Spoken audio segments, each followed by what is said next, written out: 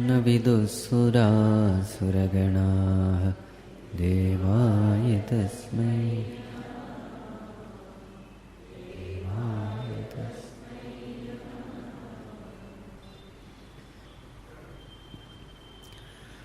Let us chant from 5th to 11th. निर्मानमोहाजितसङ्गदोषाः अध्यात्मनित्या विनिवृत्तकामाः द्वन्द्वैर्विमुक्ताः सुखदुःखसञ्ज्ञैः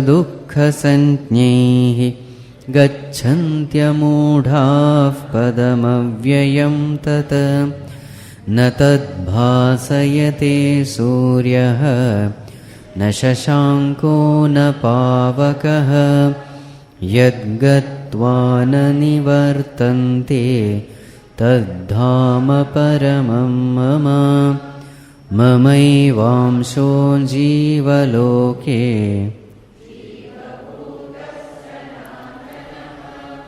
मनःषष्ठानीन्द्रियाणि प्रकृतिस्थानि कर्षति शरीरं यदवाप्नोति यच्चाप्युत्क्रामतीश्वरः गृहीत्वैतानि संयाति वायुर्गन्धानि वाशयात् श्रोत्रं चक्षुस्पर्शनं च रसनं घ्राणमेव च अधिष्ठाय मनश्चायं विषयानुपसेवते उत्क्रामन्तं स्थितं वापि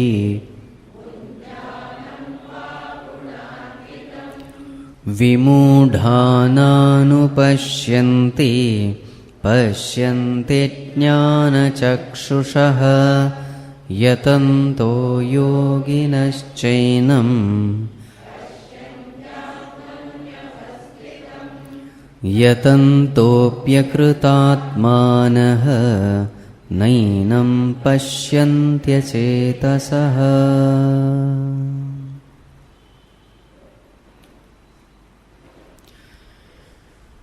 So after having described the samsara and after having described the means to liberate oneself from the samsara, now Bhagavān enters into a different topic, and the topic is how the very same Paramatma has become the Jivatma. So Bhagavan says, this Jivatma, this Jiva is none other than me, myself. But because of the identification with the body, mind, intellect, with the equipments, with the matter envelopments, now this Jivatma is going through the samsara. How? Taking one body after another, trying to fulfill various kinds of desires, in search of happiness outside, not knowing what to search, where to search. This Jivatma goes on and on and on from one birth to another. Actually, though I am so near to him, very much available to him all the time, but still he doesn't know how to seek me and where to seek me. So what does Bhagavan say? Utkramantam sthitam bhunjanam gunanvitam vimūdhāhā na anupashyanti. Vimūdhāhā, those who are not exposed to this knowledge, those who have been unfortunate, because though the knowledge was available, they never gave importance to it. They never had faith in it. They never sought satsang. They never fell at the feet of the Guru. So this way, they have kept this knowledge away. They were never exposed to this knowledge, and therefore, how do they suffer? Though Bhagavan is so very near, Bhagavan is the very existence in them. Bhagavan is the very self in them. Bhagavan is the very aham, I in them. But still, they miss to see him. How sthitam, Bhagavan is the very existence in them. But this existence, they misunderstand to be their existence. Actually, this existence is Bhagavan's existence, but they don't know. Every one of us, we experience this existence. It is a common experience, I exist. The knowledgeable person, the wise person, the ignorant person, everybody, we all experience this existence, that I exist. But what is this existence? People have different opinion. An animal will think this existence is this animal's existence. A man thinks this existence is this physical body, man's existence. Only the wise people know that this existence is not the existence of the body. This existence which I experience is something different from the body. This existence is none other than the existence of the Supreme Self, which is Satchit Ananda. So as far as a Mahātmā is concerned, all the time he is experiencing nothing but Bhagavan. When he looks within, he finds that consciousness in him is Bhagavan. When he looks outside, he finds that existence of the world is nothing but Bhagavan. Bhagavan is manifesting himself as varied names and forms. As insects, as plants, as animals, as inert object, this existence, what he finds, he knows that it is Bhagavan himself. So outside and inside, within and without, his experience is Bhagavan. So in this body itself, how can we know the existence of Bhagavan? Sthitam, as one's own existence. Bhunjanam, even when we are going through various experiences, when we are perceiving sense objects, this perception is happening in the light of consciousness. We are conscious of it. That consciousness, in the light of which we are able to perceive the sense perception, that consciousness is Bhagavan. Gunanvitam, at the state of mind also, mind goes through sattva, rajas, tamas, various kinds of moods. Who is the one who is watching these moods? What is that light in the light of which you are aware of these moods? That light of consciousness is Bhagavān. Even in a dead body, utkramantam, what is it that lives? Because you don't see any physical thing living. So even in that living thing, what is it that which lives? The sentiency principle, that reflected consciousness, which is reflected in the Sukshma Sharira, that consciousness, reflected consciousness, along with the Sukshma Sharira lives. So as far as a person with a jñāna chakshu is concerned, pashyanti jñāna chakshushaha, with that eye of wisdom he sees. He sees Bhagavān. So here seeing is not mere seeing with the eyes, it is experiencing, knowing very well. It's an intuitive knowledge. The ignorant people, though they also experience all this, but they don't find any, any speciality in this experience. The experience is continuing, but this one, knowledge makes all the difference.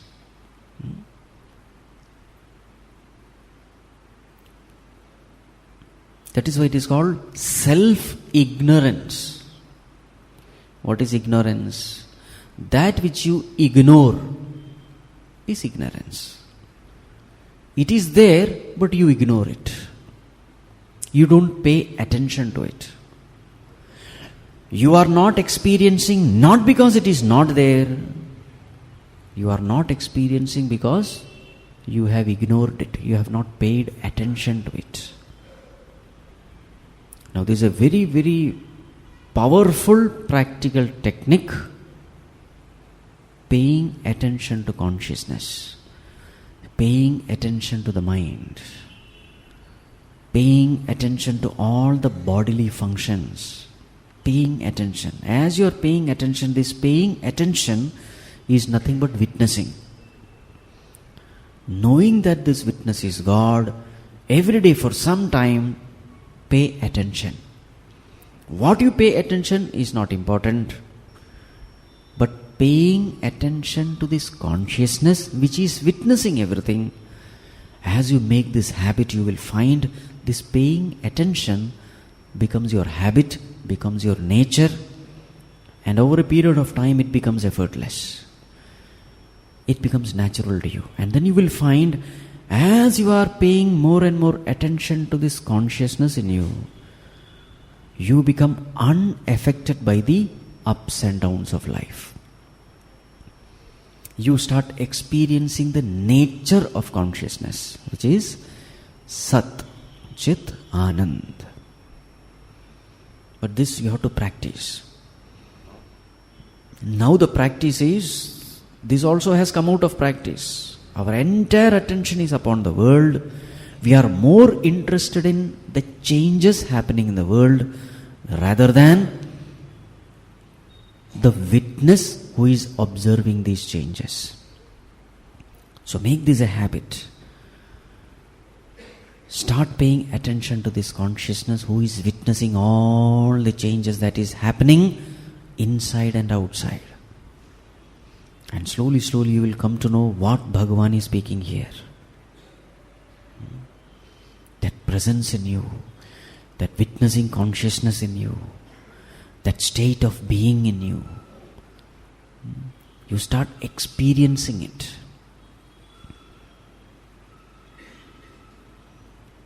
Something to be practiced. Daily when you practice, slowly, slowly, slowly, slowly, you start abiding in consciousness.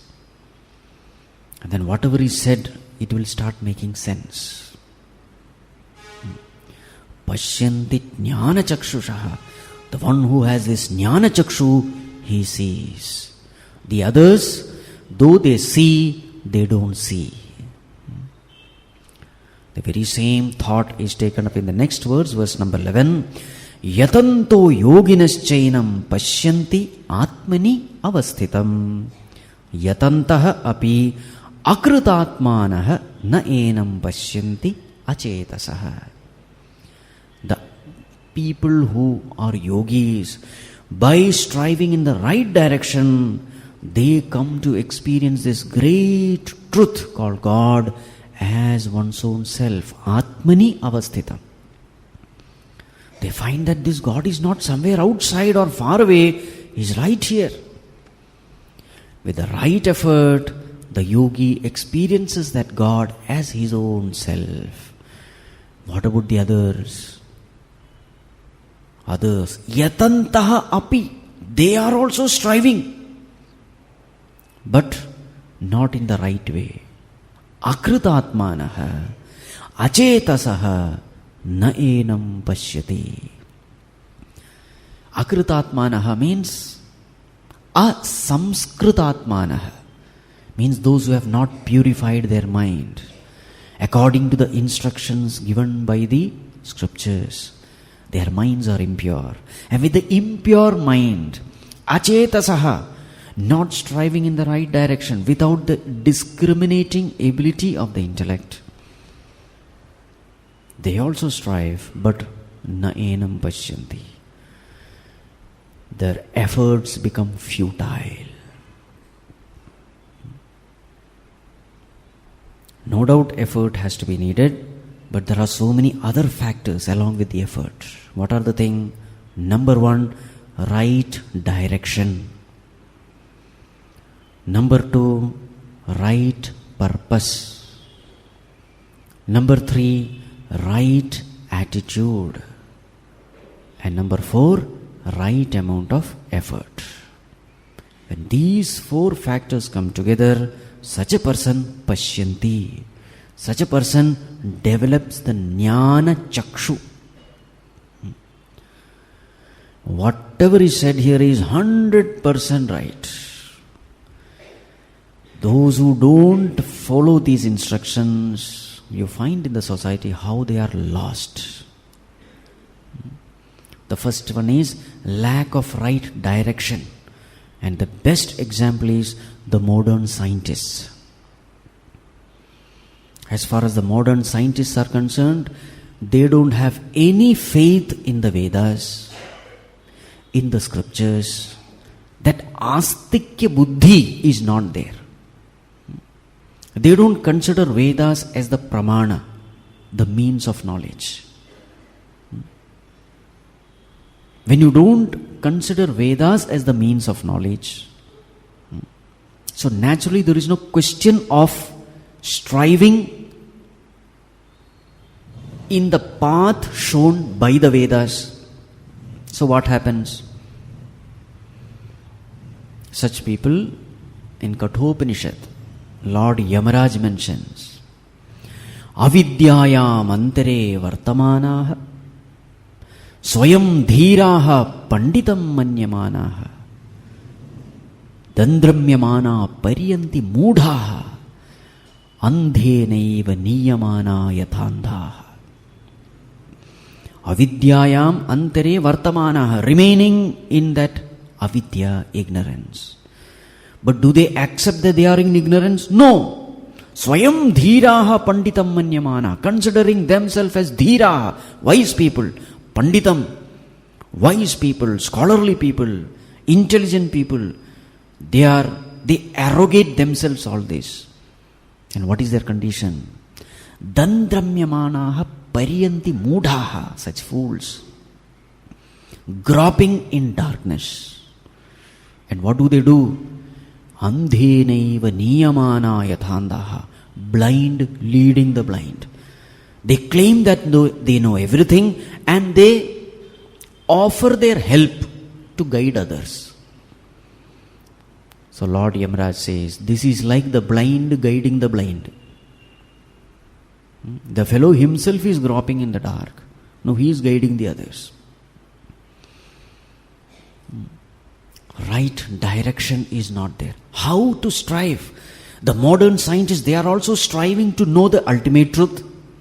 They are also striving, what is the cause of this universe? What is the cause of this life? What is life? What is the truth behind this universe? They are also striving, yatantaha api. The striving is going on, but in the wrong direction. Why? Guidance is not there. No doubt they are people with very sharp intellects, no doubt about it.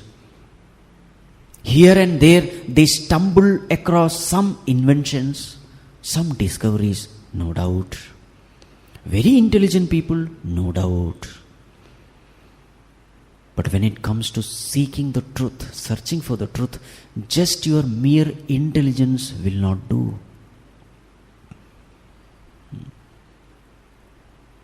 So they strive in the wrong direction. They are trying to find out the truth going outwards. In the beginning itself the mistake has been committed. Instead of going inwards, where are they going? Outwards. Their research is entirely into the perceived phenomenon. Outwards. Their entire research is upon the object, totally neglecting the subject, the observer. Entire attention is upon the observed, no attention is paid upon the observer. This is the mistake. The very direction has been wrong. And then where do they reach? Uncertainty principle. Uncertainty principle was given by Heisenberg in 1927. As they go deeper and deeper into the atom, they find that nothing can be predicted. Nothing is clear. Nothing is certain. Just imagine, it's almost 100 years and still that uncertainty principle holds true even today. Now what kind of principle is this? If you are uncertain about something, how can you call it a principle? Only a certain thing can be called as a principle, isn't it? Uncertainty principle means we are confused. And the confusion continues. 100 years have passed and nothing has happened. Confusion continues. If you see all these great scientists, this is what is happening. Somebody comes with a new theory and within 1 or 2 years that theory is refuted. They are all great scientists. Whether it is Albert Einstein or Max Planck or Heisenberg or Oppenheimer or Boltzmann or Mach, great scientists, Nobel Prize winners, extreme intelligence. But what do they lack? Number one, right guidance is lacking. Number two, exactly what is said here, akritātmāhā. Mind is extremely impure. What is the purpose of all their research? Name, fame, position. People should respect me. They must consider me as the greatest man, greatest scientist. Of course, they do stumble across some great inventions, no doubt about it. But as far as the truth of this universe is concerned, they are totally in the dark. Again, that petty ego is there in them also. Narrow-mindedness is there in them also. Selfishness is very much there. Akritātmāhā. They may be great scientists, but that petty-mindedness remains. That competitive spirit remains. There is no purity at all. God has been kept far, far away from their research labs. And then what happens? If you see some of the stories, I happened to have one discussion with one of the senior scientists in Bark. So he was narrating some of the stories. He had this hobby of, going into the life stories of great scientists. So he said, Swamiji, do you know all these scientists? These inner stories we don't know. So there is this scientist Boltzmann. I'm sure those who are exposed to physics, they know him. At least you must have heard his name. Boltzmann. Kinetic theory of gases or something he has given. So this Boltzmann had a difference of opinion with Mach. Mach is another great scientist. All the speed of aircraft, the supersonic sound, Mach 1 means it is speed of sound.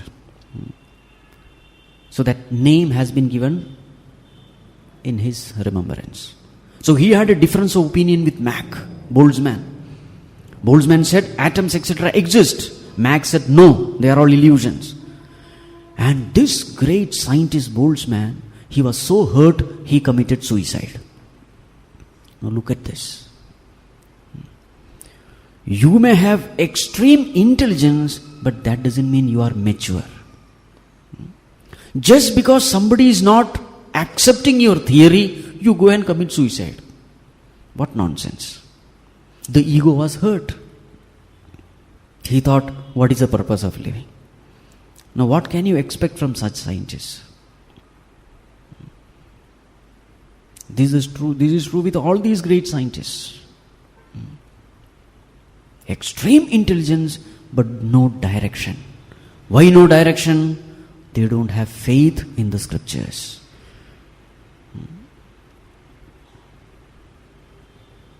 Right. And because they don't have faith in the scriptures, according to their own some science, they have their own definition of what this consciousness is.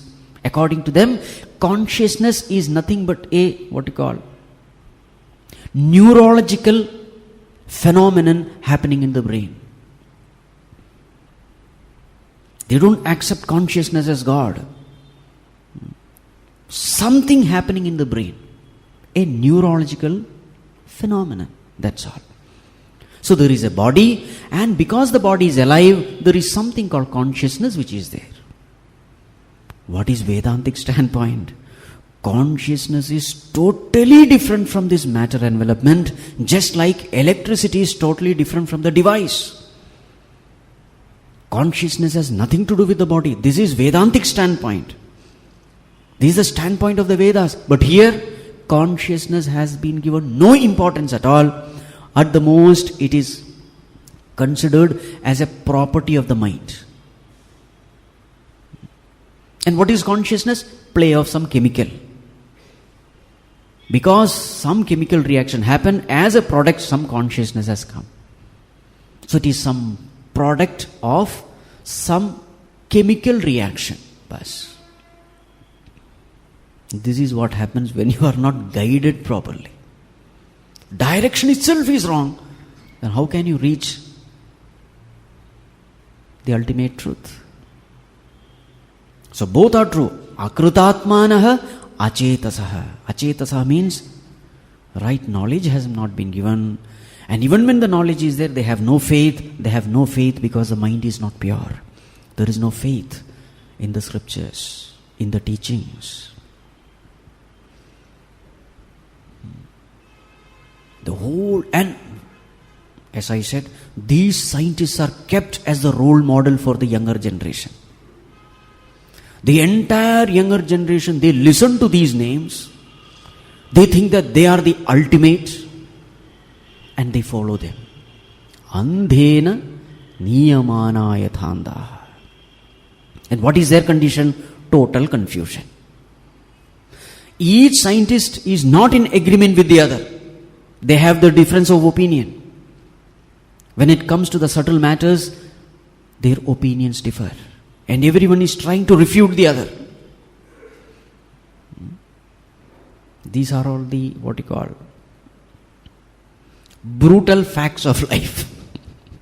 Such people are our guide, are our role model. Millions and billions of dollars are poured into their research. And what is happening on the other side? A poor man like Sri Ramakrishna Paramahamsa, just a piece of cloth around his waist, illiterate, and as far as the worldly standards are concerned, a nobody. Far, far in some remote village. When Swami Vivekananda's Narendra asked him, "Have you seen God?" What was his answer? "I am seeing God much more clear than I am seeing you." in no unclear terms was the answer. It is not uncertainty principle, it is certain principle. Look at that confidence of that man. Look at that clarity. Very, very clear. What is the truth? Not only that there is a truth, I have experienced the truth, I can show you the truth also. This is called, knowledge. And how many follow them? Very, very rare few. Why? Akritātmāhā, achetasaha. Right. People are behind glitz and glamour, and therefore they miss the whole thing.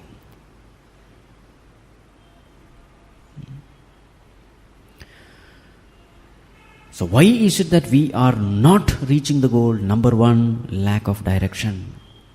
Number two, some people have direction but lack of purpose. There are very many people who study the scriptures, but for what? For academic interests. Academic interest means what? I want to get a PhD. So comparison of so many philosophies. So he goes through all the philosophies. He compares them. Shankaracharya told this, Madhvacharya told that, and compare. With that, what do you get? The purpose is lost. What is the purpose of studying the scriptures? The purpose is to end this samsara. The purpose is to know yourself as you are. The purpose is to become free from birth, death cycle. That purpose is lost. And now this fellow is also studying scriptures. For what? To get a PhD degree. And yes, surely he will get a PhD degree. He will become a professor in some university also. Along with his name, some 3-4 letters also get added. But the purpose is missed. There are very many people who take all these kinds of what you call Advaita Vedanta for their doctorate, and they get doctorate also. But the purpose for which you have to study the scriptures, that purpose is missed out. You should listen how they speak. In his commentary, Shankaracharya told this. So this is their school of thought. When you say this is their school of thought, what actually you mean in this is his opinion, and that is that person's opinion. Now, what it means is, I have nothing to do with it. Whatever is written is his opinion. Now tell me, the truth, is it an opinion of someone? Fire is hot.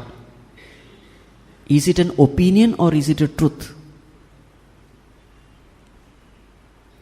Fire is hot. Is it an opinion or is it truth? It's a truth. Now these academicians, they don't have that astikya buddhi in the teachings of Advaita Vedanta or the Bhashya of Shankara. No, it is his opinion. They are able to quote all the scriptures, but as far as the practicing is concerned, they are not interested in it. They are able to quote, Shankara in such and such verse has explained in this way. They know it. But that knowledge has been kept far, far away from their personality. They don't feel that this knowledge is something which should become a part of my life. It should transform me. That feeling doesn't come. For academic interest, they study. This is meaning lack of purpose.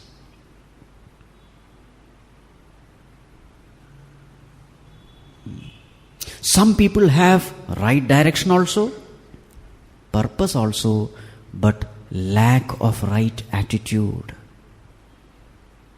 This is the third case. Right attitude means what? Akritātmāhā. They have studied the scriptures. They have attended satsangs. They have intellectually understood also. But as they study the scriptures, more and more ego springs in them. Holier than thou attitude. I have studied this Upanishad, this scripture, that scripture. Attitude is not there. That attitude of humility, attitude of surrender, it is missing. Akritātmāhā means the mind remains impure. Intellectually they have gained the knowledge, but the mind is impure only. Again they don't reach. Jnāna chakshu doesn't open that easily. There can be lot of reasons which may prevent that chakshu to get open. Lack of right attitude. And the last one, lack of right effort. So direction is right. Purpose clear. Attitude is also right, but this fellow is so lazy. Right amount of sadhana is not done.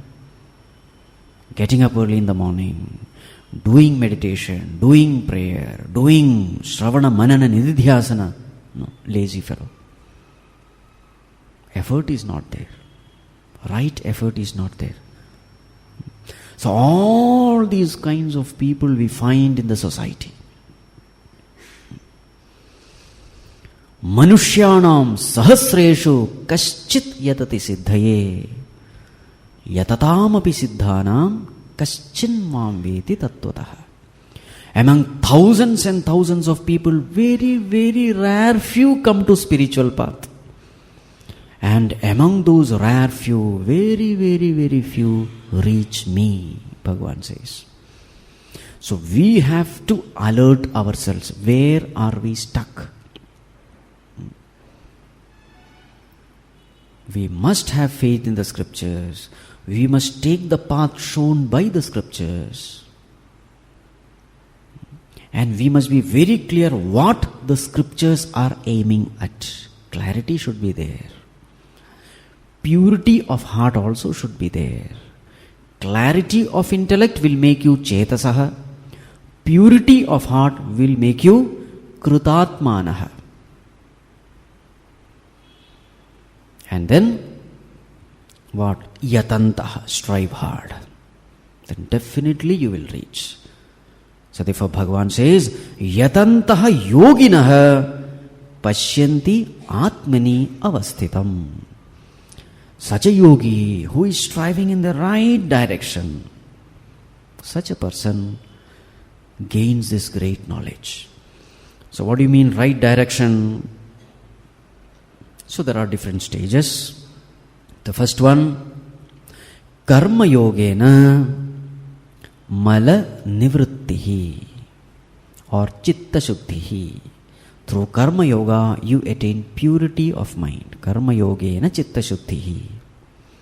Second one, Upāsanena chitta ekagrata. Through Upāsanā, meditating upon a God with form, so that you develop concentration of mind. Chitta ekagrata. So you must have chitta shuddhi, purity. You must have chitta ekagrata, concentrating ability. The third one, Shravanena ajñāna nivrittihi. Then we must do Shravana, listening to the scriptures. Listening to the scriptures doesn't mean listening to some harikatha. Listening to scriptures means listening to the explanation on Mahavakyas.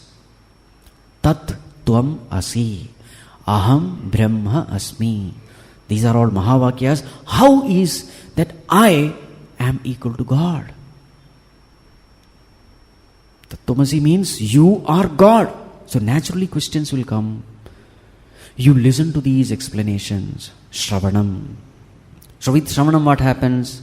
Jnāna praptihi or ajñāna nivrittihi. You gain that knowledge. Ignorance is gone. But though ignorance is gone, you have lot of doubts in your mind. So then next comes mananena samshaya nivrittihi. Do mananam, do reflection. How can I be God? So many questions will come.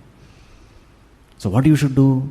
All these questions should be cleared. You must get answers to all these questions by thinking in the way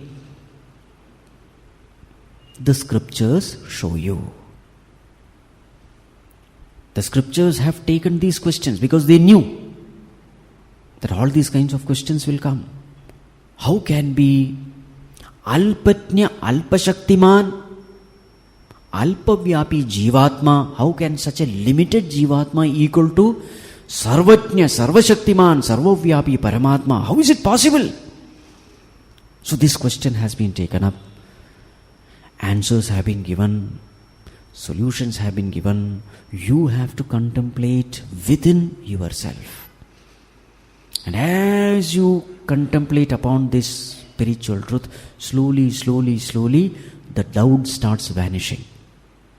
There is clarity in thinking. There is conviction. You are free from all kinds of doubts. So, mananena samshaya nivrittihi. And then what? Nididhyāsanena vasana nivrittihi.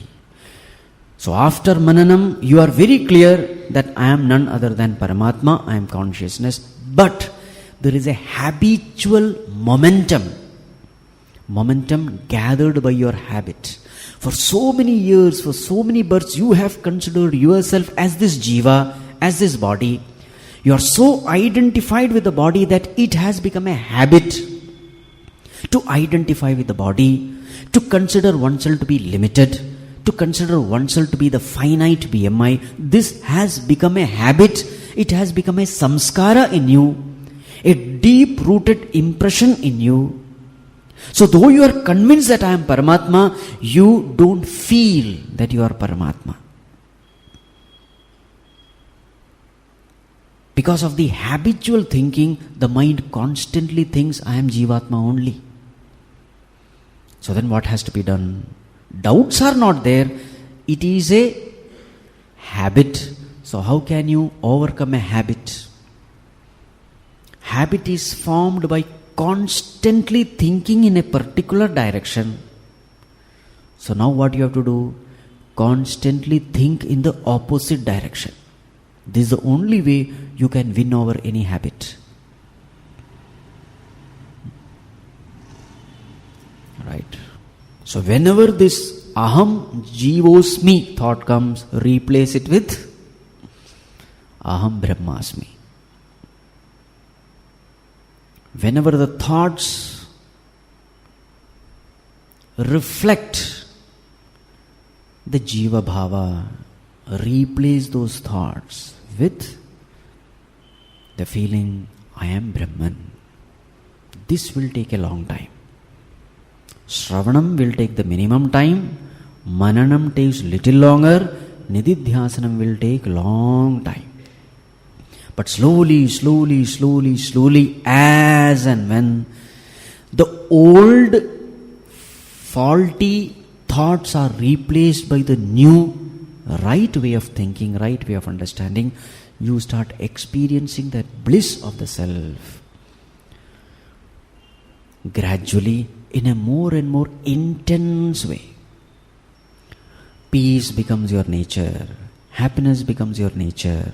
Contentment becomes your nature. You no longer feel limited, constrained within the body. Whatever has been promised about the self, you start experiencing within. But it takes time. It happens slowly. So this is Nididhyāsana. So see how step by step the scriptures are guiding us, like a mother guiding the child. Isn't it? So what are we supposed to do? Just follow the scriptures, just follow the Mahātmās, the great Rishi Munis. They have preserved the scripture for us. It is not for their sake. They have benefited from this knowledge. So they knew that this knowledge will be needed in the future also, because this is a knowledge which never can become obsolete, which can never become outdated, because it's a knowledge which is eternal. Bhagavān calls it jñānānām uttamam jñānam, jñānānām param jñānam. This is the best knowledge, because it transforms the very identity of each and every one of us. Earlier I thought I am a limited individual, now I know I am infinite. This possibility is there in this knowledge. So therefore the Mahātmās of the past, generations after generations, through Guru-paramparā, they have kept this knowledge alive. So what are we supposed to do? Let us make this knowledge ours. Let us not say, majority of the people are not following, so why should I follow? Now this stupid logic will not work here. It may work in your business field. If you want to purchase a scooter, so this many percentage of people have opted for that scooter, so that means that scooter is really good, so therefore I must also purchase. That is fine. Some product, some worldly product, you can go by the, census, opinion polls. Yes, if majority of the people are saying that this product is really good, then it must be good. But similarly, you cannot say here, majority of the people, they have ignored this knowledge, so therefore this knowledge is useless. Well, you will be the loser, that's all. You will unnecessarily waste a life. Because someday or the other you will have to come to this knowledge. If not in this birth, maybe after thousands of births. Because this is the only way.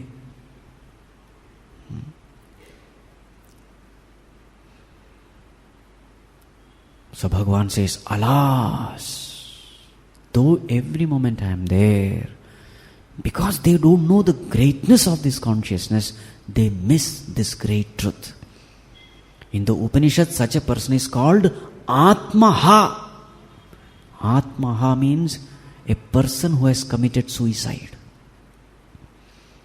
A person who ignores this knowledge, he is literally committing suicide, Bhagavān says. Why suicide? What do you do in suicide? You kill yourself, isn't it? You are killing yourself by not knowing who you are. You are infinite. You are immortal. You are of the nature of infinite bliss. You are Satchit Anand. Know yourself. Don't take this knowledge lightly. Strive in the right direction. Strive with faith. In the path of spirituality, the most important thing is faith. That's why Bhagavān says, Shraddhavan labhate jñānam. The person who has faith, someday or the other he will reach. But if the faith itself is not there, then I think all these things are nonsense. I think all these things are useless. There are people who say that. Very many people, while discussing, totally worldly people, they say, Swamiji, you say that this consciousness is God and all. I don't believe. They say, someday or the other a time will come when the science will prove what consciousness is. This is their faith. Total faith in science. No faith in scriptures. And they say, there are so many things the science has been able to, so many mysteries have been unraveled by science. So a time will come in the future when science will be able to define what is consciousness. The only thing we can say is, well, all the best. Congrats. Wait for that time. These are all the kinds of fallacious logic given by akritātmāhā, achetasaha. People with an impure mind, they are not attracted towards this knowledge at all.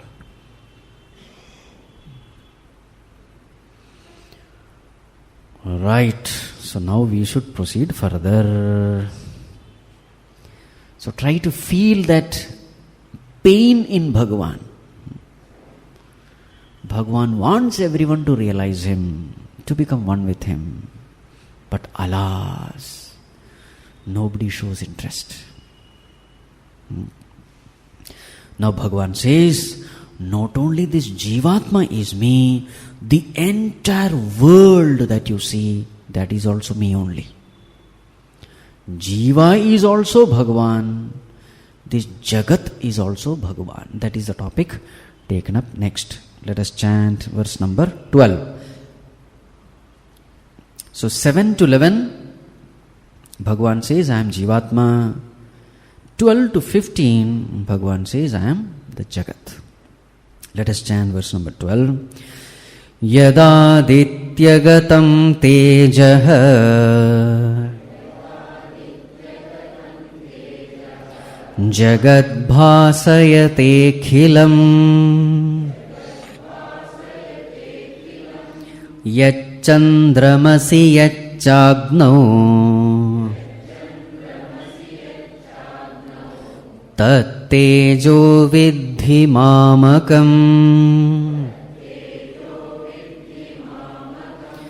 yadādityagatam tejaha jagadbhāsayate khilam yacchandramasi yaccāgnau. Yes. So Bhagavān says, Yat adityagatam tejaha, that power, that energy, that light, that heat that you see in Aditya, sun. Because of which Jagat bhāsayate akhilam, akhilam Jagat bhāsayate, which has that ability to illumine the entire world, that light in the sun. Tat tejaha māmakam vidhi, understand it is mine. The sun by itself has no light. I am the one who has given that power to that sun to illumine the whole world. Yet Chandramasi, even in that light in the moon, which is nothing but the reflected light, that is also mine. Yetcha Agno, even in the fire, that light which you see, that heat which you see, that power which you see, it is mine. So now you have to understand, whatever glorious is there in the world, everything belongs to Bhagavān. Now don't say only these three are mentioned, so only these three are there. No. In fact, the entire 10th chapter is only nothing but this. That Himalayas, can you see? It is me. This way. Whatever great is there in the universe, Bhagavān says, it is my glory. So now here sun is mentioned. You know how far sun is from earth? It is 15 crore kilometers. The sun is 15 crore kilometers from the earth. And you know how big that sun is compared to earth? It is 10 lakh times bigger than the earth. Just imagine that size of that orb, that light, that power, that energy. Even to illumine such a small room, you know how difficult it is, how much of energy is needed. Just imagine the amount of energy to illumine the entire world.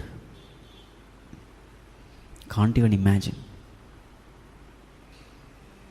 In fact, recently they have found out another star, a huge star.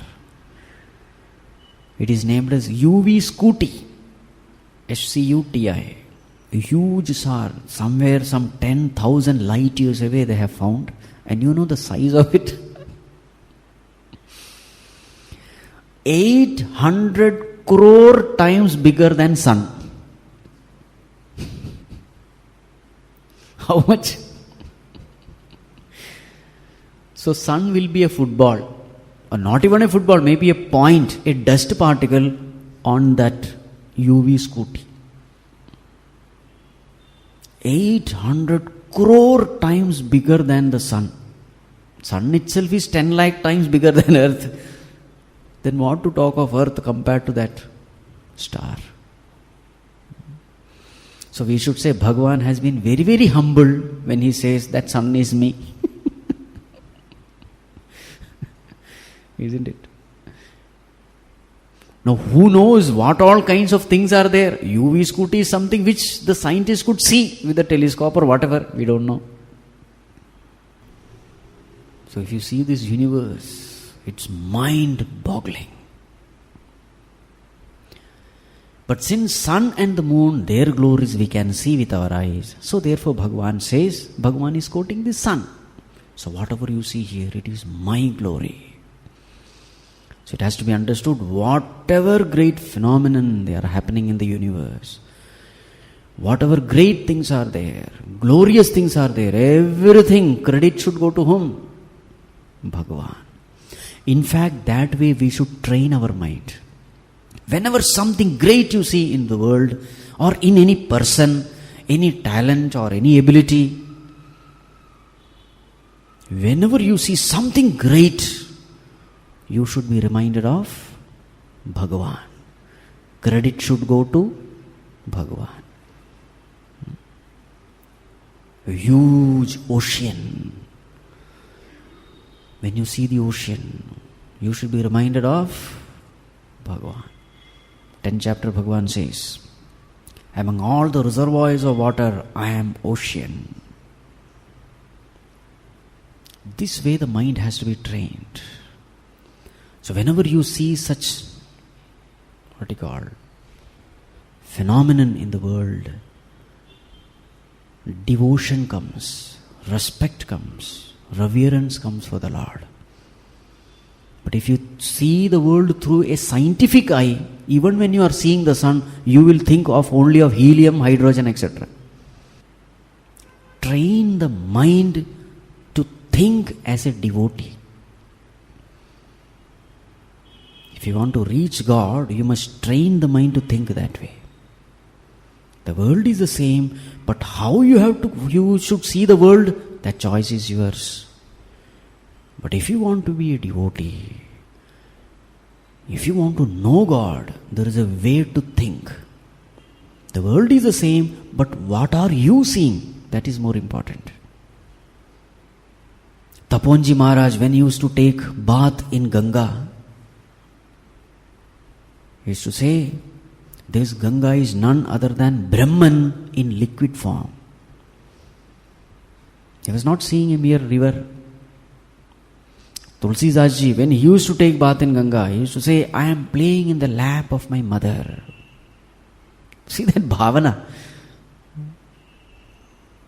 River is the same. If a scientist goes there, what will he say? This is H2O. He will take a dip in H2O and come out. No purity, nothing. Mind will remain stony. Akritātmāhā. He may be right, it may be H2O. But is there any devotion? No devotion. No possibility of purification. So all these verses are mentioned for sadhana. This is the way you have to see. When you see the sun, remember God. When you see the moon, the beautiful moon, in a full moon day, when you see that moon, what are you seeing there? You see the glory of God. Every little thing, try to see the glory of God. Somebody went to Ramana Maharshi and said, Bhagavān, show me God. Bhagavān did like this. That fellow was looking. For a long time he was doing like this. And he said, Bhagwan, I think you have not heard me. I said, please show me God. Bhagwan said, for such a long time I have been showing you God, but you don't have the eyes to see. Now what can I do? So what Bhagwan was telling is, this body is inert. Think of that sentient principle because of which the body is able to move. I am showing God to you, but you are not seeing. Isn't it? So even in little thing, just observe the heart beating. What do you see? Now don't give a scientific explanation to it. There may be some scientific explanation, I don't deny it. And to some extent it may be true also, we don't deny. But if you want to become a devotee, then you should have your own way of looking at it. How the ears function, the eyes function, so many organs function, how Bhagavān is constantly taking care of all those things. You may not be paying attention to it, but that compassionate Lord, He is taking care of all of things for you, isn't it? Just imagine, suppose you are given in charge. Now you should beat your heart now, from today onwards. Suppose God says like this. In the next moment, everyone will collapse, isn't it? The most important things in the body is taken care. Right? The most unimportant thing is given to your discretion. And what do we do with it? We mess up the whole thing. Worry, tension, fear, anxiety, that is the only place where the freedom is given, and we mess it up. The important things, Bhagavān has taken care. So this way we must learn to think. So these verses are all, it is just some samples given, how you should think. So Bhagavān says, that sun can you see, which is illumining the whole world, that sun's glory, that power, that energy, it is from me. That moon, that fire. So what is that glory of sun and moon? Next verse. Let us chant verse number 13. Gama vishya cha bhutani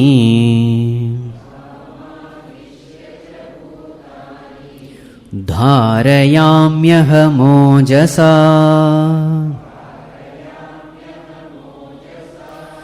pushnami chaushadhi sarvaha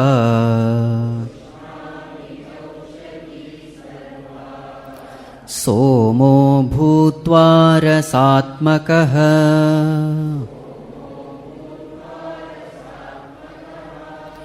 gama vishya cha bhutani dharayamyaha mojasa.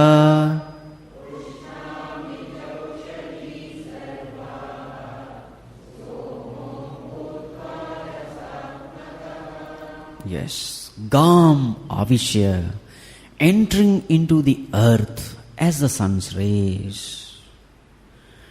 With that ojas, with that power, with that energy, what do? Bhutani dharayami. I support all beings.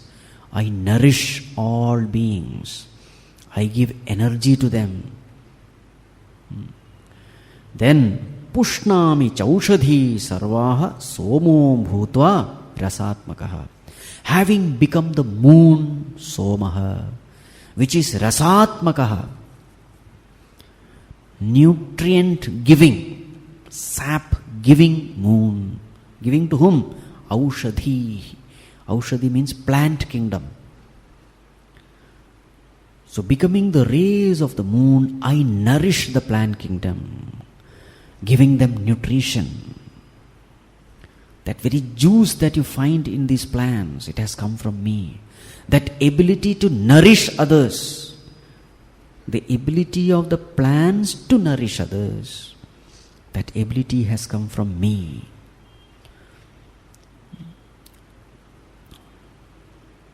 So they say that even this moonlight has got its own role to provide nutrition, etc. That is why they say these farmers, they expose the seeds in the moonlight before they sow it.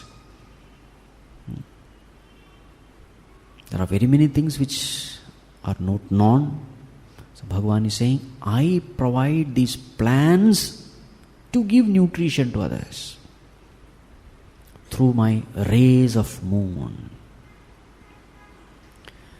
So here sun and moon over. What about fire? So the next verse is about fire. Bhagavān says, I am that digestive fire in you. Let us chant verse number 14. Aham Vaishvānaro bhūtvā Prāninām dehamāshritah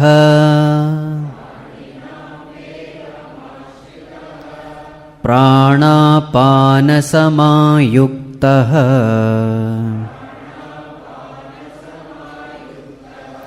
Pacāmyannam chaturvidham Aham Vaishvānaro bhūtvā Prāninām dehamāshritah.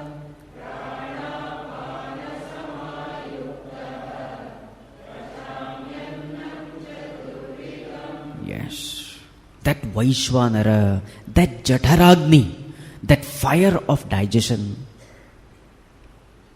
inside the stomach, Praninam dehamāshritah, residing in the human body or the the body of all beings. As what? As Vaishvānara, as the Jaఠaragni. That fire inside the stomach which is capable of digesting the food. Bhagavān says, I, that digestive fire also, see me. More of this we will see tomorrow.